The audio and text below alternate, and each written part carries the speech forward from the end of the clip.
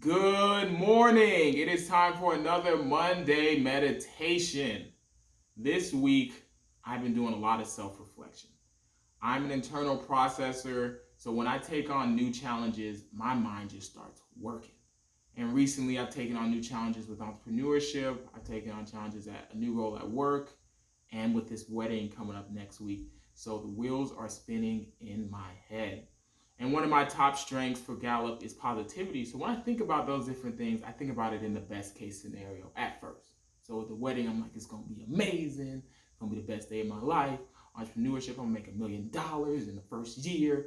And at job, I'm going to get promoted the fastest in the company. I'm thinking all best case scenarios. And then as I live a day in the life of those different challenges, I'm like, oh snap, it ain't going as well as I thought it was. Maybe I'm not cut out for this. Maybe I'm not qualified. Maybe I won't catch the beat at the wedding and I trip on my 2 feet and everything spirals. I'm thinking of all, now it just quickly goes from positivity to worst case scenarios super fast. And I just am like, God, what do I do? Because these are just battles that I'm having in the moment. And a verse that I've always used when I have these battles is 2 Timothy 1:7. It says, "For God has not given me a spirit of fear, but of power, love, and a sound mind." Every time I hear that verse, God just ministers to my spirit saying, that spirit you're operating in of worry and fear, where you're just replaying all these worst case scenarios, where you're paralyzed to the point where you won't act and you won't take certain opportunities, that's not for me. And when you're in that, you're not at your best and you don't see all that I have for you. What I have for you is a spirit of power, love, and a sound mind.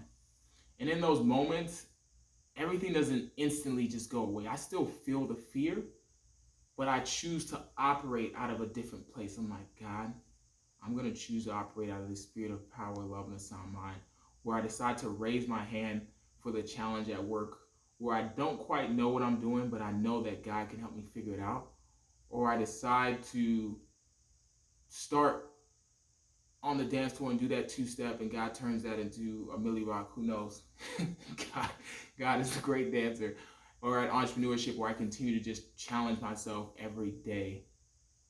And likewise, you're going to go through battles throughout your week where you're anxious, where you're worried, where you're fearful, where you're scared. And use this verse to minister to yourself, to just position yourself a different direction so that you can do things that you could only do focused on God. When Peter stepped out of the boat, as he kept his eyes focused on Jesus, he was walking on water, which he never thought he could do.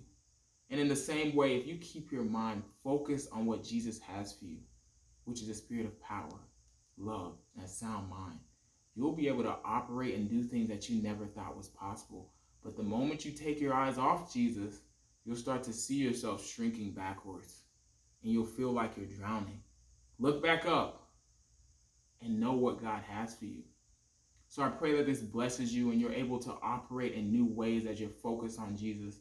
Continue to share these videos and stay tuned for next week.